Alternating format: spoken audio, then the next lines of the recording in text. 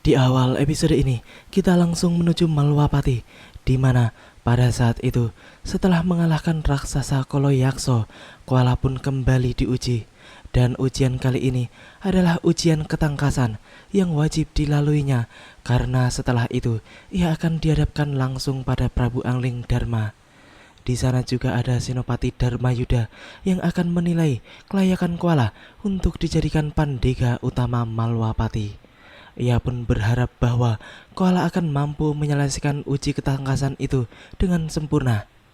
Tak lama kemudian, para prajurit penguji pun segera melancarkan serangan serentak kepada Koala. Pandega baru itu pun kemudian menghadapi serangan-serangan prajurit tersebut dengan mengerahkan kelincahan dan ilmu meringankan tubuh yang telah mencapai tingkat tinggi, sehingga tidak terlalu sulit baginya untuk menghadapi serangan-serangan kombinasi para prajurit penguji yang sangat kokoh itu.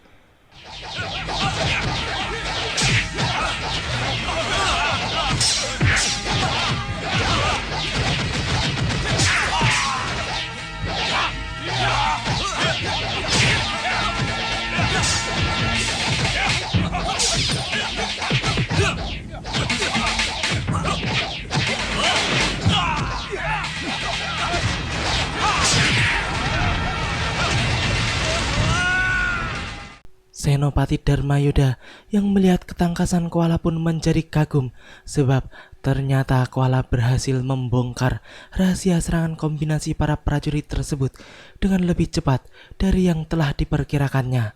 Sehingga tak berapa lama kemudian Koala pun mampu mengalahkan 4 prajurit pilihan yang rata-rata memiliki kemampuan tinggi tersebut. Setelah itu, Koala pun kembali harus menghadapi 4 prajurit bersenjata tombak lainnya, dan kali ini ia sudah lebih siap menghadapinya, sehingga dalam beberapa jurus saja ia pun mampu meringkus para penyerangnya itu.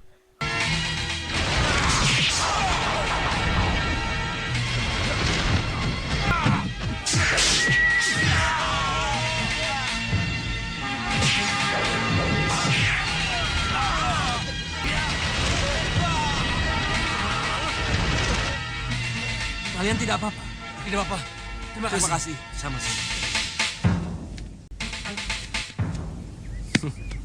Kamu bagus, Koala. Saatnya menghadap Gusti Prabu. Terima kasih Gusti Tumenggung. Sama-sama. Mari, silakan.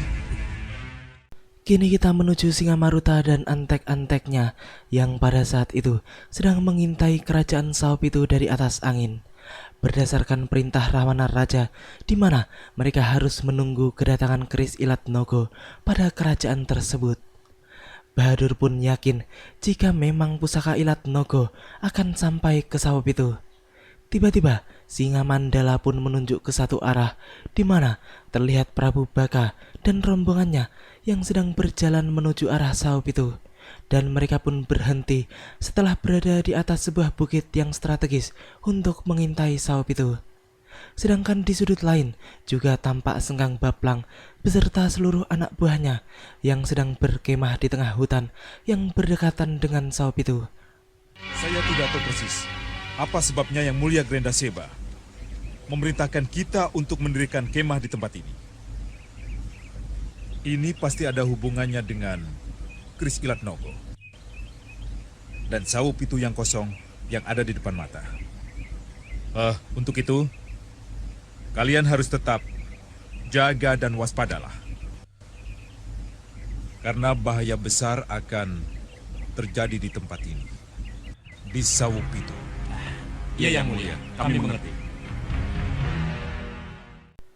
Sementara itu di Saupitu, tampak Pangeran Sepuh beserta 2 putranya sedang menunggang kuda menuju pintu gerbang utama kerajaan tersebut. Prajurit penjaga gerbang pun langsung bertanya siapa dan apa tujuan mereka datang ke tempat itu. Dengan ketus, Pangeran Sepuh pun menjelaskan tentang dirinya dan kedua putranya. Ia pun juga mengatakan bahwa mereka adalah pewarisah tahta Saupitu. Prajurit itu pun kemudian mengatakan bahwa ia akan melapor dahulu kepada Raden Danurwenda sebelum membuka gerbang. Akan tetapi, Pangeran Sepuh pun tidak menggubrisnya. Ia pun langsung membuka gerbang itu dengan paksa dan segera menerobos masuk. Melihat kejadian itu, para prajurit Sao Pitu pun berhamburan keluar istana dan mereka pun langsung menyerang pangeran sepuh palsu tersebut. Itu penyusup, tangkap mereka, serang!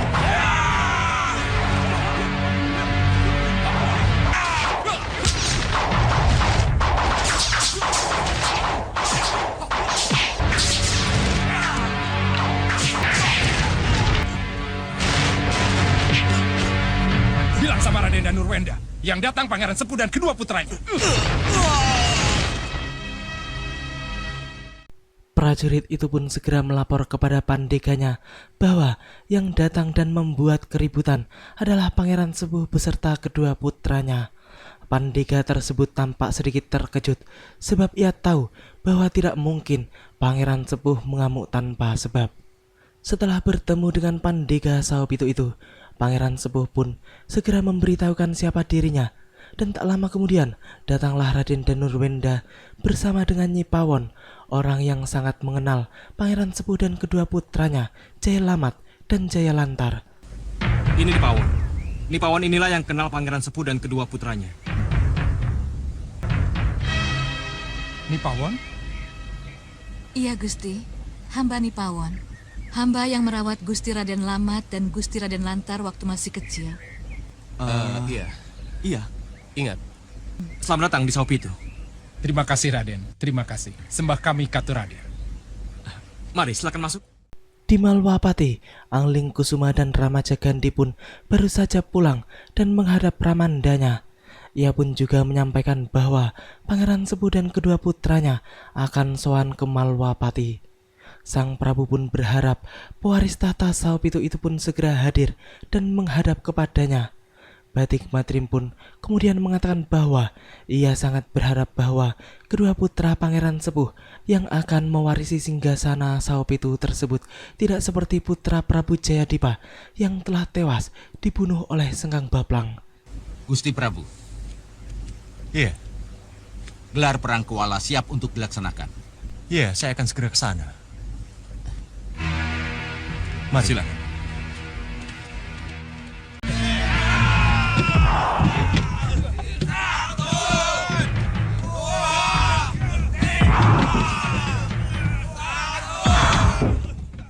Untuk mengukuhkan dirinya menjadi pandega utama Malwapati, Kuala memang harus menggelar strategi perang sebab tugas utama pandega utama adalah untuk memimpin perang ataupun menumpas gerombolan perampok atau pengacau yang berusaha merongrong kekuasaan negara. Dan tugas-tugas itu adalah tugas yang sangat berat serta tidak main-main sehingga ia harus membuktikan langsung kemampuannya untuk itu di depan Prabu Angling Dharma. Setelah menjebol gerbang, Kuala bersama prajuritnya pun akhirnya berhasil membantai para prajurit lawan yang kemudian mereka pun akhirnya meraih kemenangan dalam tempo waktu yang sangat cepat dan di luar dugaan. Prabu Angling Dharma dan yang lainnya pun sampai bertepuk tangan demi menyambut kemenangan Kuala tersebut. Bagus. Sembah saya Katur Gusti Prabu. Iya, Gusti, nilai Kuala di atas rata-rata Gusti. Dan gelar perang tadi lebih cepat dari yang ditargetkan. bagus. Kamu lulus. Kamu menjadi pandega Agul Malwapati Kuala. Beribu terima kasih Gusti Prabu.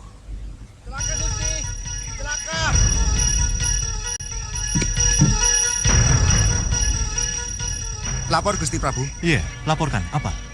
Pangeran Sepuh dan kedua putranya, Raden Jaya Lamat dan Raden Jaya Lantar bikin ulah Gusti. Ya, belum juga sang Prabu selesai berbicara dengan Kuala, tiba-tiba datanglah seorang pandega Sao Pitu yang melaporkan bahwa Pangeran Sepuh membuat keributan di Sao Pitu dan Raden Danurwenda pun dipenjarakan oleh 3 orang ukir keteu tersebut. Pandega tersebut pun kemudian menceritakan kronologi Danurwenda bisa sampai dipenjarakan. Pada saat itu, putra Prabu Angling Dharma sedang menjamu ketika tamunya disetinggil. Mereka pun bersulang untuk merayakan kedatangan Pangeran Sepuh dan kedua putranya sebagai rasa terima kasih. Namun, ketika Danurwenda sedang meneguk minumannya, tiba-tiba Pangeran Sepuh palsu itu pun dengan liciknya membokong Danurwenda.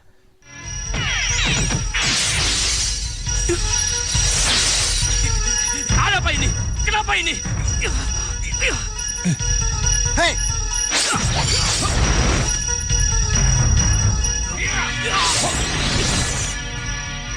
Hei, apa ini? Apa yang Pangeran Sepuh lakukan? Bawa Danur Wenda ini ke penjara bawah tanah, atau kalian kubunuh. Masuk!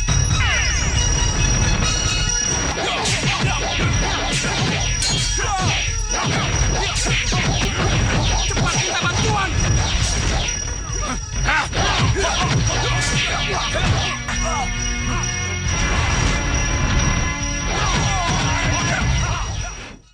Mendengar cerita Pandega Saopitu itu, bini sepuh Rikmasita pun menjadi merasa janggal dan aneh, sebab mereka baru saja mendapat laporan dari Pangeran Anglingkusuma dan Ramaja Gandhi bahwa Pangeran Sepuh akan mampir dulu ke Malwapati sebelum mereka ke Saopitu. Akan tetapi, mengapa tiba-tiba Pangeran Sepuh langsung ke Saopitu dan melakukan perbuatan yang sangat tidak terpuji? Kemudian, Anglingkusuma pun menambahkan bahwa menurut perjanjian, Pangeran Sepuh harus menuju Malwapati terlebih dahulu. Pandega itu pun tidak bisa menjawab karena kenyataannya Pangeran Sepuh dan kedua putranya kini telah berada di Saopitu. Romo Prabu, izinkan Nanda dan Kanda Ramajagandhi kembali ke Saopitu. Biar Nanda berdua yang menegur Pangeran Sepuh dan kedua putranya.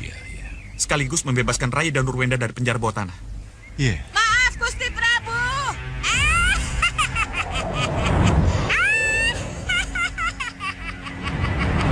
Maaf lagi ya. Apa-apa.